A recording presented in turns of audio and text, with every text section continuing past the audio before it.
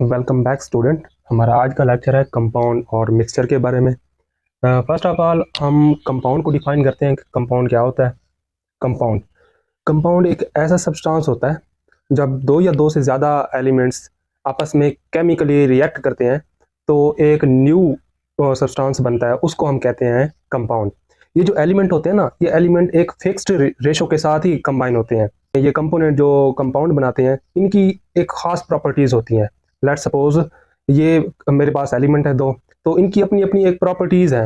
Reaction से पहले जैसे ही ये एक फिक्स्ड रेशो के साथ मिलते हैं, एक न्यू सब्सटेंस बनाते हैं, तो ये अपनी प्रॉपर्टीज़ खो देते हैं। और न्यू सब्सटेंस की एक खास प्रॉपर्टी होती है जो उन कंपोनेंट से बिल्कुल डिफरेंट होती है। इसको कहते हैं compound. when two or more elements combine together in a fixed ratio। Fixed ratio इसको मैं एक्सप्लेन करने जा रहा हूँ। फिक्स्ड रेशो ये होती है कि जिस तरह एक एग्जांपल लेता हूँ कार्बन डाइऑक्साइड की। दो एलिमेंट है, जब कार्बन और ऑक्सीजन आपस में मिलते हैं तो कार्बन डाइऑक्साइड बनता है। अगर कार्बन का एटॉमिक नंबर देखें वो है 12 और ऑक्सीजन का देखें वो है 16। जहाँ पर दो एलिमेंट है, 16 को आपने दो से मल्टीप्लाई करना है, ये 32 बन जाता है। आपने इसको फर्दर सिंप्लीफाई करना है, डिवाइड कर दें 2 के साथ, ये 6 बनता है और ये 16 बनता है। फर्दर इसको डिवाइड कर दें 2 पर, ये 3 बनता है और ये बनता है 8। ये 3:8 ये एक फिक्स्ड रेशो है। जब भी कार्बन और ऑक्सीजन एक दूसरे के साथ रिएक्ट करते हैं, अगर उनकी रेशो 3:8 आ जाए तो इसका मतलब ये है कि एक खास कंपाउंड बनेगा, वो है कार्बन डाइऑक्साइड। और एक बात ये याद रखनी है कि ये यहाँ पर ये जो कार्बन है और ऑक्सीजन है, इनकी अपनी अपनी प्रॉपर्टीज़ है। जैसे ही ये केमिकली रिएक्ट करते हैं तो कार्बन डाइऑक्साइड बनता है, और इस कार्बन डाइऑक्साइड की प्रॉपर्टीज़ इन दोनों एलिमेंट से डिफरेंट है। एक और एग्जांपल लेता हूँ वाटर की। हाइड्रोजन और ऑक्सीजन जब मिलते हैं तो ये वाटर बनता है। इक्वेशन को बैलेंस करें, यहाँ पर 2 आएगा और यहाँ पर भी 2 आएगा, और इसका जो एटॉमिक नंबर होता है वो होता है 1। यहाँ पर दो एलिमेंट है तो यहाँ पर एटॉमिक नंबर हो जाएगा 2। 2 को 2 से मल्टीप्लाई करें, ये बनता है 4। और ऑक्सीजन 32 होता है, क्योंकि ऑक्सीजन 1 का 16 होता है, 2 हुए तो ये 32 हो गया। इसको 2 पर डिवाइड कर दें, इसको 2 पर डिवाइड कर दें, यहाँ पर 2 और यहाँ पर 16, इसको मजीद 2 पर डिवाइड कर दें, 1:8। जब हाइड्रोजन और ऑक्सीजन आपस में केमिकली 1:8 से कंबाइन करते हैं तो एक न्यू सब्सटेंस जो बनता है उसको वाटर कहा जाता है।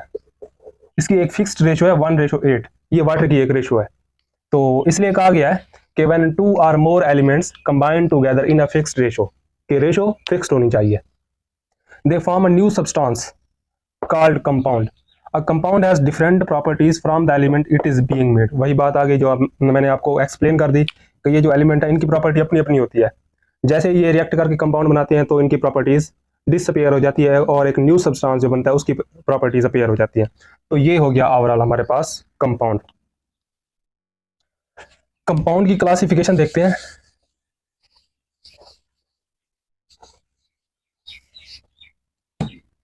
क्लासिफिकेशन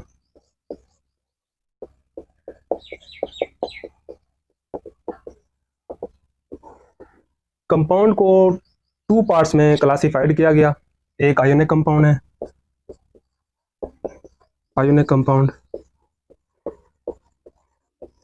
और दूसरा है कोवेलेंट कंपाउंड।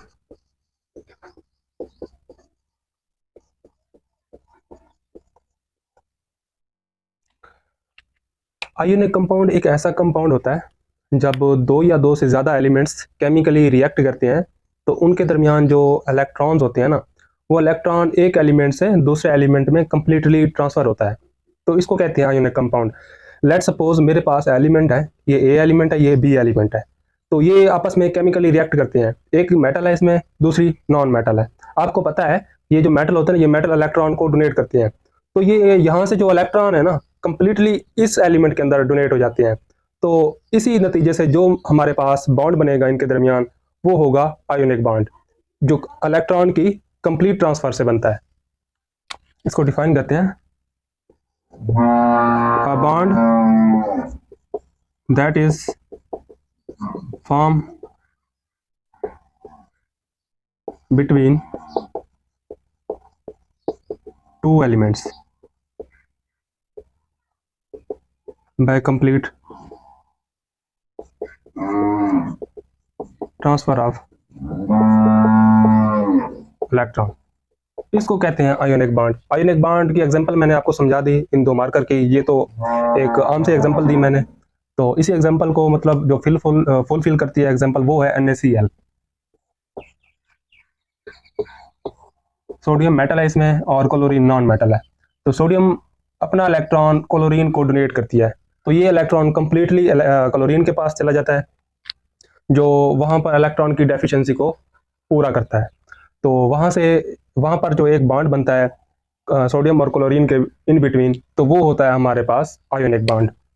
उम्मीद करता हूँ आपको ये कंसेप्ट समझ आ गया होगा।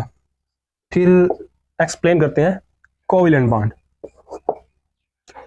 कोवेलेंट बॉन्ड एक ऐसा बॉन्ड होता है जो इलेक्ट्रॉन की म्यूचुअल शेयरिंग से बनता है। म्यूचुअली शेयर करते हैं, जब 2 एलिमेंट्स इलेक्ट्रॉन को म्यूचुअली शेयरिंग करते हैं तो उसके नतीजे में जो बॉन्ड बनता है उसको कहते हैं कोवेलेंट बॉन्ड। लेट्स सपोज ये 2 एलिमेंट है मेरे पास, ये एलिमेंट भी दोनों अपने अपने इलेक्ट्रॉन डोनेट करते हैं, तो इनके बिटवीन एक पेयर बन जाता है इलेक्ट्रॉन का। ये पेयर इलेक्ट्रॉन का एक बार इसके ऊपर रिवॉल्व करता है और एक बार इसके ऊपर रिवॉल्व करता है। इसको जो इलेक्ट्रॉन की डेफिशिएंसी होती है, जब ये पेयर रिवॉल्व करता है तो इसकी डेफिशिएंसी पूरी हो जाती है, जब इसके ऊपर रिवॉल्व करता है तो इसकी इलेक्ट्रॉन की डेफिशिएंसी पूरी हो जाती है। तो इस तरह से बनने वाला जो बॉन्ड होता है उसको कहते हैं कोवेलेंट बॉन्ड। तो आपने इस तरह लिखना है, a bond that is form between 2 elements by mutual sharing of electron. मैं आपको यहाँ पर शॉर्टकट लिख देता हूँ, a bond formed by mutual sharing of electron, इसको कहते हैं कोवेलेंट बॉन्ड। एग्जांपल लेते हैं वाटर की। ये कोवेलेंट बॉन्ड को शो करता है और NaCl आयोनिक बॉन्ड को शो करता है। ये होगी 2 टाइप्स, एक आयोनिक कंपाउंड, दूसरा है कोवेलेंट कंपाउंड। नेक्स्ट चलते हैं अपने लेक्चर के दूसरे पार्ट की तरफ, जो है मिक्सचर के बारे में। मिक्सचर एक ऐसी चीज होती है जब 2 या 2 से ज्यादा एलिमेंट या कंपाउंड आपस में रिएक्ट करते हैं, और ये जो रिएक्शन होता है ना, ये फिजिकली रिएक्शन होता है। ये केमिकली रिएक्शन कंपाउंड और एलिमेंट के अंदर ही होता है। मिक्सचर के अंदर फिजिकल रिएक्शन होता है, केमिकल रिएक्शन कभी नहीं होता। जब 2 या 2 से ज्यादा एलिमेंट कंबाइन होते हैं फिजिकली, इसमें फिक्स्ड रेशो भी नहीं होती, तो जो हमारे पास एक न्यू मिक्सचर बनता है, न्यू सब्सटेंस बनता है, उसको कहते हैं हम मिक्सचर। ओके, लेट्स सपोज जिस तरह मैंने आपको पहले भी एग्जांपल दी थी सलाद की, उसमें टमाटोज, पोटैटोज और डिफरेंट वेजिटेबल्स कट होके मतलब एक प्लेट के अंदर होती हैं, तो उनकी सारों की मतलब जो पार्टिकल्स होते हैं उनकी अपनी अपनी प्रॉपर्टीज होती हैं। वो अपनी प्रॉपर्टीज को डिस्पेयर नहीं करते हैं, अपनी प्रॉपर्टीज को रिप्रेजेंट कर रहे होते हैं एक मिक्सचर के अंदर। जबकि केमिकल के अंदर जो एलिमेंट होते हैं वो अपनी प्रॉपर्टी टोटली डिसअपियर कर जाते हैं। जो न्यू कंपोनेंट बनता है ना, जो न्यू सब्सटेंस बनता है, उसकी एक खास प्रॉपर्टी होती है, जबकि एलिमेंट अपनी प्रॉपर्टी खो देते हैं। जबकि मिक्सचर की बात करें, मिक्सचर के अंदर जो एलिमेंट होते हैं जिनसे ये मिलके बना होता है, उनकी भी एक खास प्रॉपर्टी ज़ाहिर हो रही होती है। इसको कहते हैं मिक्सचर। इसको डिफाइन करते हैं।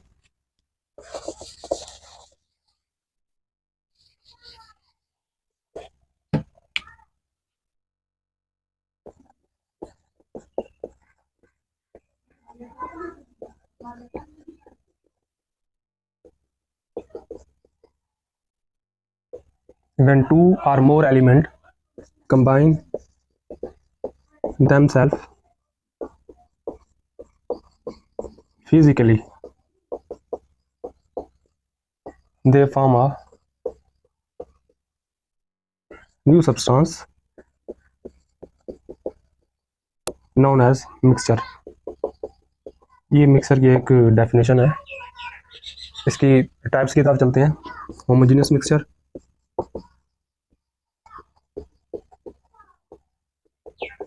और हेटेरोजेनियस मिक्सचर।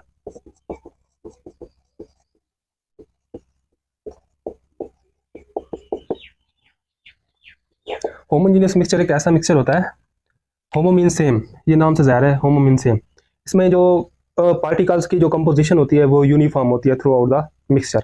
जिस तरह हमारे पास एयर हो गई, एयर के अंदर डिफरेंट गैसेस होती है, carbon dioxide, oxygen, nitrogen, helium, neon, noble gases जितनी भी हैं ये एयर के अंदर पाई जाती हैं।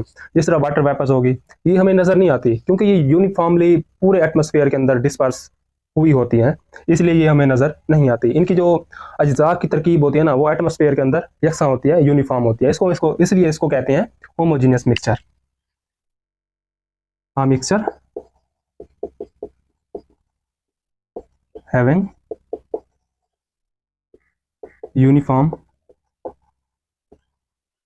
composition throughout its mass। Example में आपने एयर को ले लेना है, carbon dioxide, oxygen, nitrogen, water vapours और नोबल गैसेस। फिर हो गया हेट्रोजीनियस, नाम से ज़ाहिर है हेट्रो मीन डिफरेंट। हेट्रोजीनियस में कंपोनेंट होते हैं ना, उनकी जो तरकीब होती है वो यूनिफॉर्म नहीं होती, एक मिक्सचर के अंदर। वो उनकी जो कंपोनेंट की तरकीब होती है वो होती है non uniform throughout its mess.